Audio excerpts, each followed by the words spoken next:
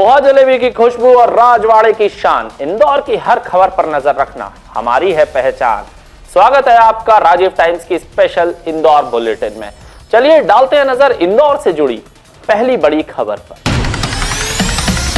गर्मियों के मद्देनजर महापौर पुष्पमित्र भार्गव ने गुरुवार तड़के मूसाखेड़ी स्थित जल वितरण प्रणाली स्काडा सेंटर का निरीक्षण किया। इस दौरान उन्होंने शहर की मौजूदा जल आपूर्ति की व्यवस्था की पूरी जानकारी दी।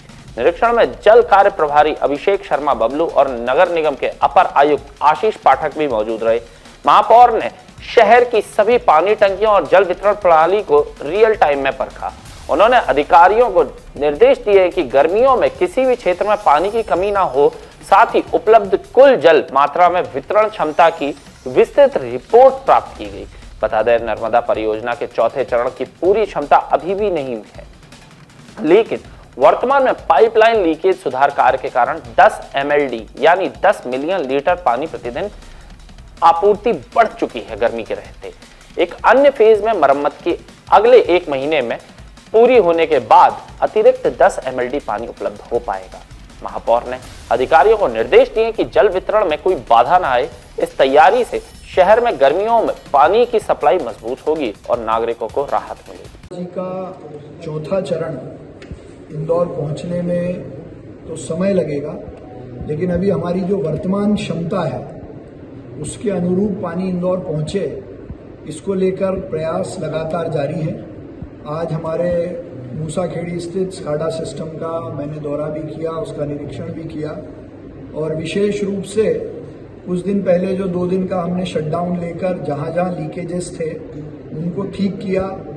विशेष रूप से जहां पंपिंग स्टेशन है, राजीव गांधी चौराहे पर है और भी सारे जितने ऑब्स्टेकल्स थे जिसके लिए शटडाउन लिया था, उसको ठीक करने का ये प्रभाव पड़ा है कि अब शहर में करीब 10 MLD पानी की कैपेसिटी हमारी बढ़ी है और एक फेज 1 और 2 की लाइन को ठीक करने का काम अभी लगातार जारी है, जो 1 महीने में पूरा होगा। उससे 10 MLD पानी और बढ़ेगा। मुझे विश्वास है कि ये जो 20 MLD पानी बढ़ेगा, ये हमारी गर्मी की तैयारियों को लेकर, गर्मी में पानी के सप्लाई को लेकर जरूर मददगार साबित होगा। राज्य सरकार ने इस वर्ष पंजीयन विभाग को 3000 करोड़ रुपए से अधिक राजस्व जुटाने का लक्ष्य दिया है। अब तक विभाग लगभग 2200 करोड़ रुपए का राजस्व प्राप्त कर चुका है। बता दें, इंदौर जिले में 4 मुख्य पंजीयन कार्यालय संचालित हैं, जबकि महू, सावेर और देपालपुर में उप पंजीयन कार्यालय हैं। इन कार्यालयों के माध्यम से संपत्तियों की रजिस्ट्री और प्रॉपर्टी पंजीयन का काम लगातार जारी है। वरिष्ठ पंजीयक डॉक्टर अमरीश नायडू ने बताया कि निर्धारित लक्ष्य बड़ा है, लेकिन वित्तीय वर्ष समाप्ति तक राजस्व में वृद्धि की उम्मीद है। पिछले वर्ष की तुलना में इस साल अधिक राजस्व प्राप्त होने की संभावना जताई जा रही है। अनुमान है कि वर्ष के अंत तक लगभग 2700 करोड़ रुपए तक राजस्व अर्जित हो सकता है। अब ये देखने वाली बात होगी कि पंजीयन विभाग निर्धारित 3000 करोड़ रुपए का लक्ष्य हासिल कर पाता है या नहीं। हम लोगों ने 20 तारीख तक करीब 2200 करोड़ का रेवेन्यू इंदौर में प्राप्त हो चुका है, जो कि सभी कार्यालयों से मिलाकर ये रेवेन्यू प्राप्त हुआ है। इसी समय हम लोग जो पिछला वित्तीय वर्ष था उस समय 20,050 करोड़ यानी लगभग 150 करोड़ हम लोग इस वित्तीय वर्ष में पिछले वर्ष से प्लस है।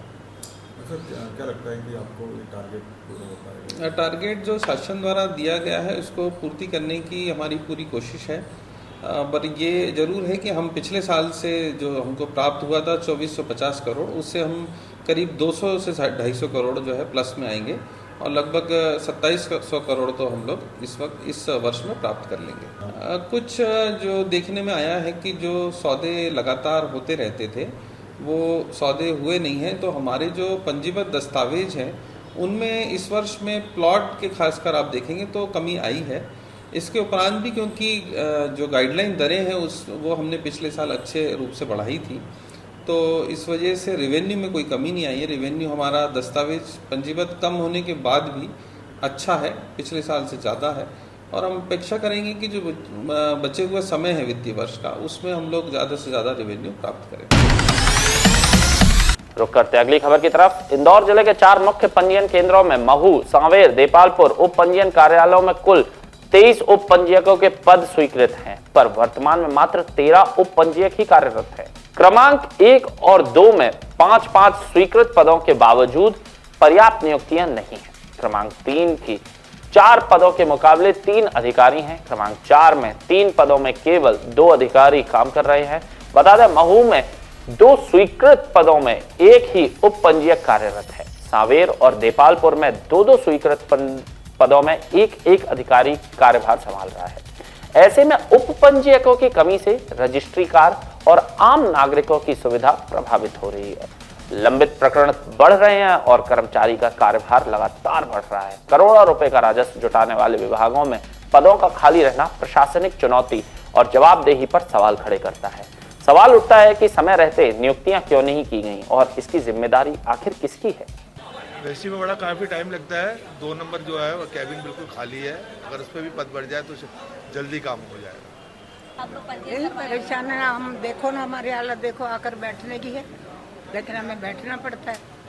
कितना टाइम है, लोग इधर उधर से फिर रहे हैं परेशान, तो काम होना चाहिए ना जल्दी। 1-1.5 घंटे से ऊपर हो गया।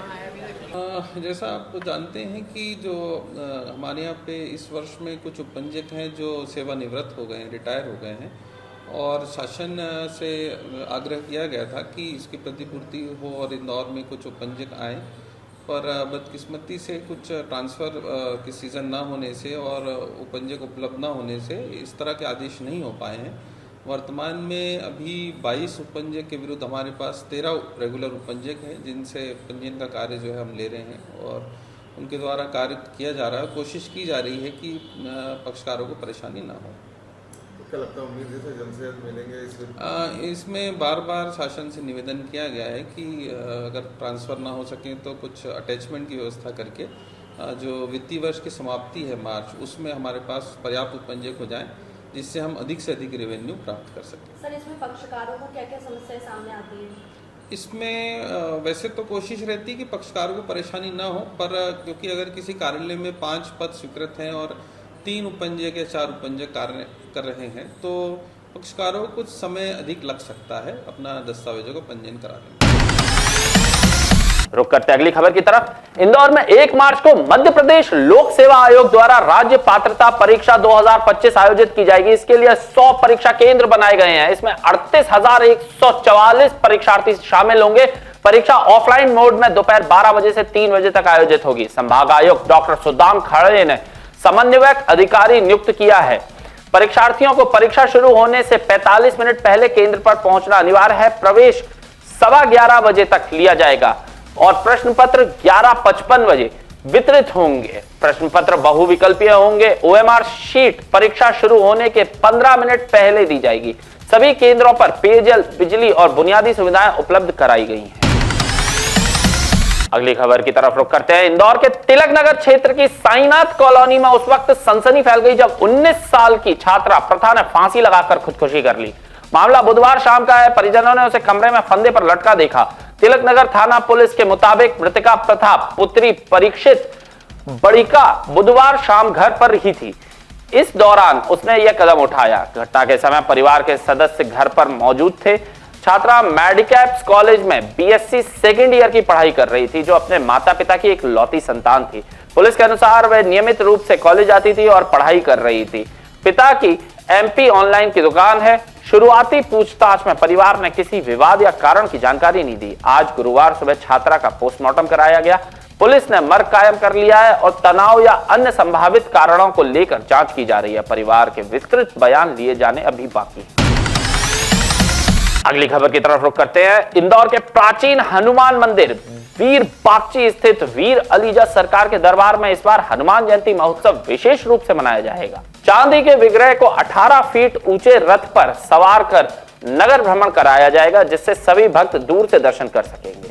रथ की सज्जा उड़ीसा और इंदौर के कारीगरों द्वारा की जा रही है, जिसमें 11 प्रकार के देशी व विदेशी फूलों का उपयोग होगा। महोत्सव कार्यक्रम 29 मार्च से 2 अप्रैल तक चलेगा। पहले दिन ध्वज पूजन, दूसरे दिन 71 प्रकार के द्रव्यों व रसों से अभिषेक, तीसरे दिन दीपदान महोत्सव, चौथे दिन प्रभात फेरी और अंतिम दिन स्वर्ण श्रृंगार, फूल बंगला दर्शन व जन्म आरती होगी। इंदौर जिले के काली विल्लौद ग्राम के युवा पहलवान आयुष झा ने नेपाल के लुम्बिनी में आयोजित साउथ एशियन कॉम्बैट चैंपियनशिप में गोल्ड मेडल जीता है। खेल जगत ने इसे एक बड़ी उपलब्धि के रूप में देखा है। उसकी इस जीत ने अपने गांव सहित इंदौर और मध्य प्रदेश और देश का नाम अंतरराष्ट्रीय स्तर पर रोशन किया है। ग्रामीण पृष्ठभूमि से उठकर इस मुकाम तक पहुंचे आयुष की सफलता क्षेत्र के अन्य युवा खिलाड़ियों के लिए प्रेरणा बन गई है। बता दें, राज्य सरकार की खेल प्रोत्साहन नीतियों के तहत आयुष को अंतरराष्ट्रीय प्रतियोगिता में भाग लेने के लिए जिला प्रशासन ने 30,000 रुपए की वित्तीय सहायता प्रदान की थी। इस सहयोग से खिलाड़ी का मनोबल बढ़ा और उन्हें उत्कृष्ट प्रदर्शन दिया।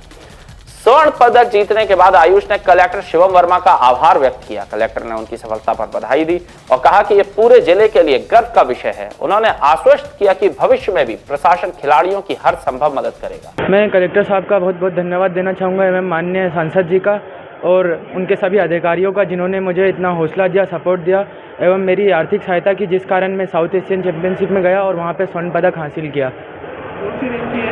मेरा गोल्ड मेडल था फर्स्ट प्लेस। ये लुम्बिनी नेपाल में हुआ था। ये 16 से 18 जनवरी 2026 में हुआ था। मेरी कलेक्टर साहब जी ने 30,000 रुपये की आर्थिक सहायता की थी वहाँ जाने के लिए। कलेक्टर साहब को मैं बहुत बहुत धन्यवाद देना चाहूँगा। मुझे उनका स्वभाव बहुत अच्छा लगा एवं सांसद जी को भी बहुत बहुत धन्यवाद देना चाहूँगा, जिन्होंने मुझे यहाँ तक पहुँचाया एवं मेरे सभी भाई दोस्त और सनातन परिवार कुटी और लखन उपाध्याय जी, जिन्होंने मुझे इतनी मदद की यहाँ तक आने में। निरंतर माननीय मुख्यमंत्री जी के निर्देशन में निरंतर हमारा प्रयास रहता है कि ऐसे जो युवा प्रतिभाएं हैं वो अपने प्रतिभाओं को अच्छे प्रकार से क्रियान्वित कर सकें। तो ये जो बालक थे ये अभी इंटरनेशनल स्पोर्ट्स उसमें टूर्नामेंट में गए भी थे, जहाँ पर इनको प्रथम प्राइज़ का अवार्ड भी मिला है और बड़ी खुशी की बात है। और जिला प्रशासन हमेशा उनके साथ है और उनके सुखद मतलब अच्छे करियर की हम लोग कामना करते हैं और खूब आगे जाएं, हमारे शहर का, हमारे देश का नाम रोशन करें।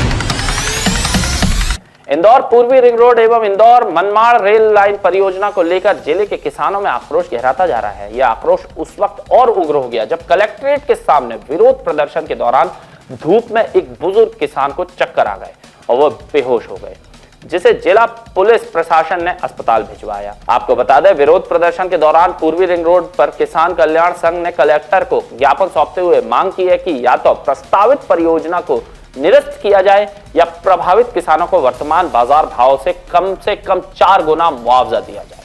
संघ के अनुसार यह परियोजना 44 गांवों को अति उपजाऊ सिंचित कृषि भूमि को प्रभावित कर रही है, जहां साल में 3-4 फसलें ली जाती हैं। किसानों का कहना है कि बिना उनकी स्वीकृति के भूमि अधिग्रहण करना उनके मौलिक अधिकारों का उल्लंघन है। प्रस्तावित नक्शे के अनुसार रिंग रोड और रेल लाइन ऐसे क्षेत्रों से निकाली जा रही है जहां की जमीन अत्यंत उपजाऊ है और हजारों परिवारों की आजीविका उसी पर निर्भर है।